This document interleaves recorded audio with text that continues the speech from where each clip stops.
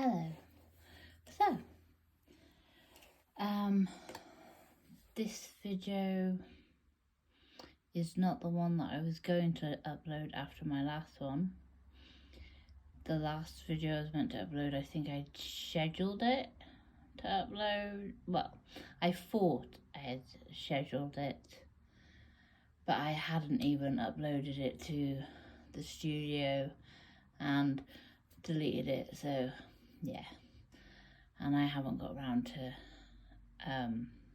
redoing that one. I might get around to it, I don't know yet.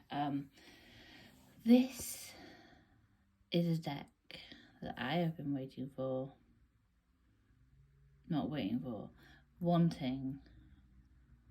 for about a year and a half, 2 years. It's been on my wish list for ages. But the thing is, when you put something on your wish list and then other things come out and then you add them to your wish list and this is at the bottom and you're like, but I really want that one. And I was going through my wish list and thought, actually, I'm going to buy that now because I can get it on next day delivery. I got it off Amazon. I think it was $28.99 or $28.95. Obviously, I have Prime, so I had free delivery. This has been out for ages. It's a massive box that it comes in. Yeah, so I got it and I thought I would share it on here. It's a magnetic box, which is always nice. The guidebook is like similar to Llewellyn thickness. Who's the publisher? Red Feather is the publishing company. What I like about, I haven't read it all, but what I like about this guidebook is the majors and the minors get the same level of detail. Like, yeah, because a lot of things come out and they don't have the same level of detail in all decks. You'll find, I mean, do I have a deck right with me that I can give as an example? I don't think so. They'll have like a whole page dedicated to a major arcana card and then like half a page to a minor. So yeah, I like a chunky book. Is there anything else in the book? Let's have a look. That's the end. So there's how to use the cards, cleansing, charging and storing, bonding with the cards. This is something I do. I keep a deck with me when I've got a new deck, sleep with it. I don't put it under my pillow, I put it by my bedside. Setting up a space or altar. I don't do that. I mean, my coffee table has a lot of decks on it. If I just lift that, you can see.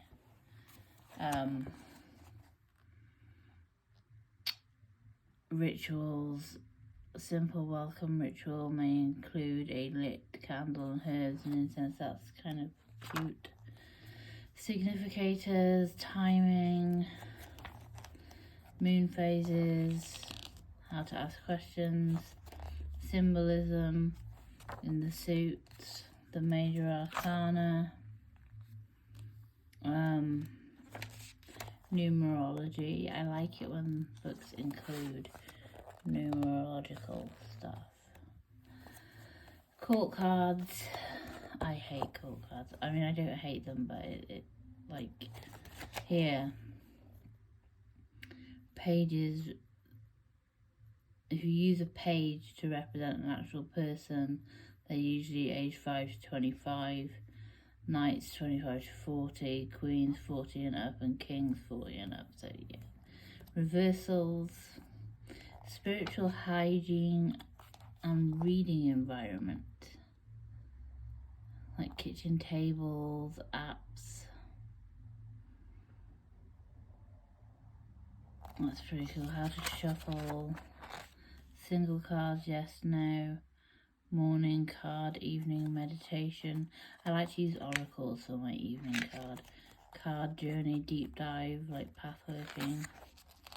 Free card spread, transitions, like times of day and past, present, future. A blockbuster to identify core issue. 5 card elements spread, 6 card integration path, 7 card shadows of the past spread, 9 card blockbuster, 4 card moon cycle spread, 13 moon spread. So there's quite a few things. There's some facts here and the conclusion. So there's quite a lot in this book, I think, which is pretty good. It's a shiny deck. It is obviously reversible if you use reversals. It's quite decent card stock. I don't know if I got an oracle deck recently that you can't really riffle with. Right, I'm gonna have to zoom in and hope for the best, wobbling the camera as I go. So, I wanted this for ages because it's quirky. It looks quirky, and this deck has now my literal favourite Hierophant card. I hate the Hierophant card, personal reasons, but we're starting with the Fool. It's kind of a quirky, I guess, Halloween-esque vibe.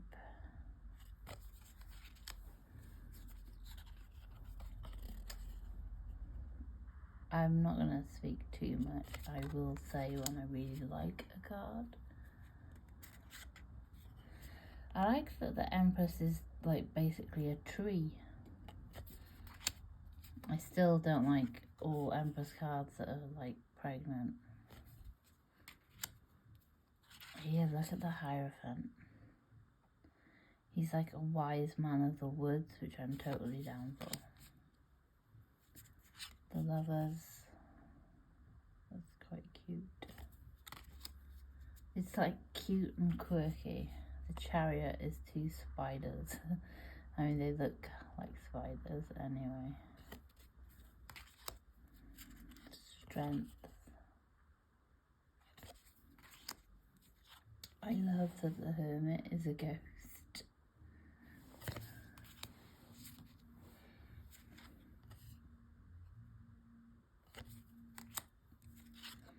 Justice being a tree is interesting. If you look there, that looks like a cuckoo. And there's a normal nest. Hanged Man being a bat. Death.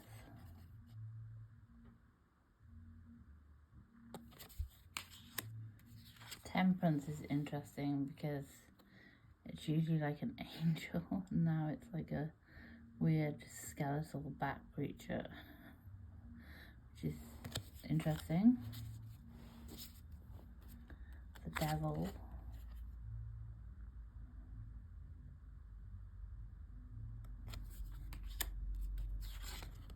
I like the Taurus. He's holding an umbrella as he goes down. I love the Star card. It's like a little rainbow cousin it. Super cool. The Moon with the pet lobster. The Sun. It's funny because like the Sun card is usually like a naked little kid riding a horse, and here we've got this like llama with more legs than it's supposed to have. The little naked kid's got the sun as a balloon. I just think that's really cute. Discretion is our Judgment card, which is an interesting change. And the World. I think that was literally the only one that was different. So we start with our pentacles. This is our ace. There's a mummy.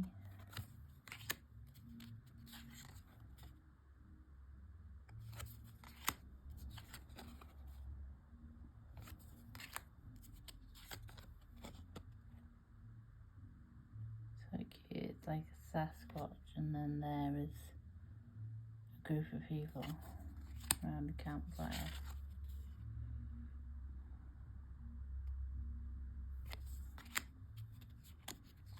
Seven of Pentacles.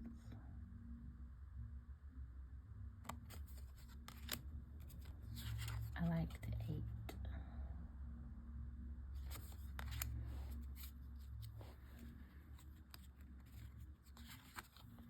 The 9. I love this, it's like a Christmas tree with star baubles on it.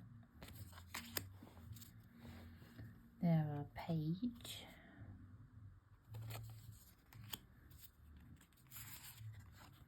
Our Knight. Queen. King. Then we're on to our swords, which start with a feather.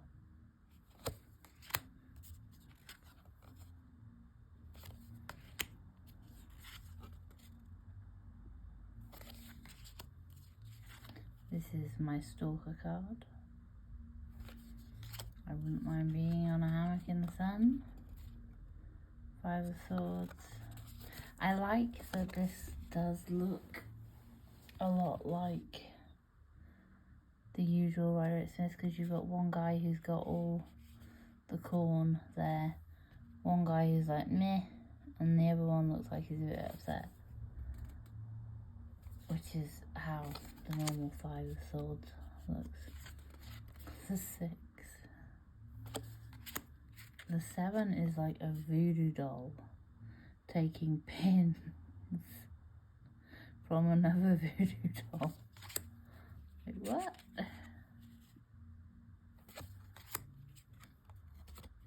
This is me, I don't like spiders.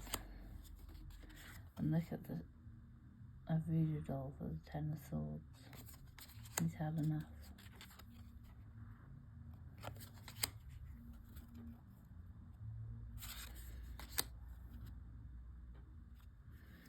Looks like Samara from the Ring.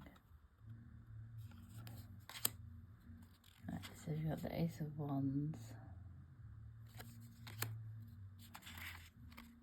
The 2. I like the 3. You see how it has a lot of elements of the Rider-Waite-Smith, so it is like a clone with just the occasional change.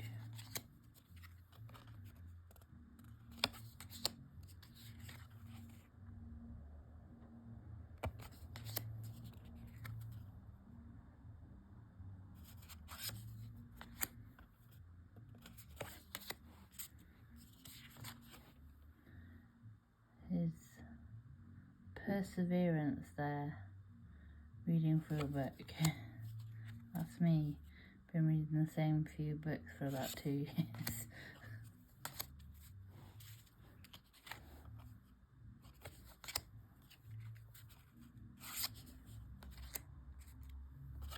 We are almost done. We are in our last suit. The Ace of Cups. The 2. 3. 4. Interesting card. 5. 6. I like the 7. I like it when people depict the 7 of Cups good.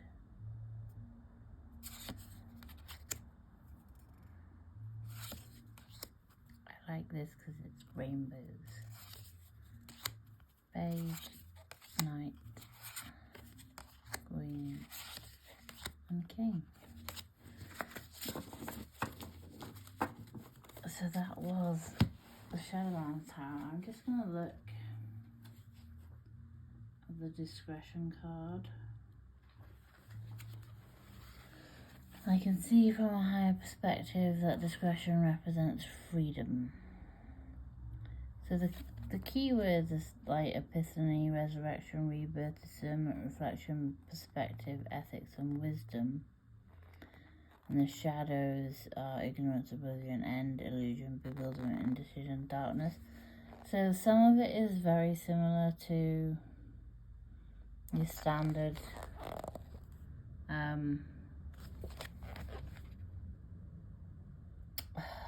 judgment card.